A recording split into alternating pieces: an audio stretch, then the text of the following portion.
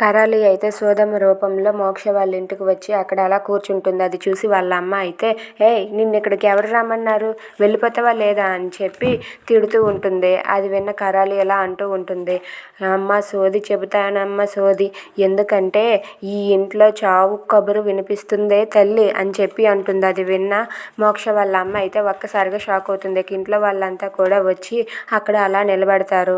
ఇంతలో కరాలి అయితే ఇలా అంటూ ఉంటుంది, ఈ ఇంట్లో అందరూ ఒకేసారి పుట్టుక్కన చేస్తారే తల్లి, అది ఎందుకంటే ఈ ఇంట్లో ఒకరి కడుపులో ఒక పురుగు పెరుగుతుందే తల్లి, ఆ పురుగు మరింకేటో కాదు, అది విష పురుగు అని చెప్పి అంటూ ఉంటుంది. అది విన్న మోక్ష అలాగే పంచమి వాళ్ళిద్దరూ కూడా ఒక్కసారిగా షాక్ అవుతారు.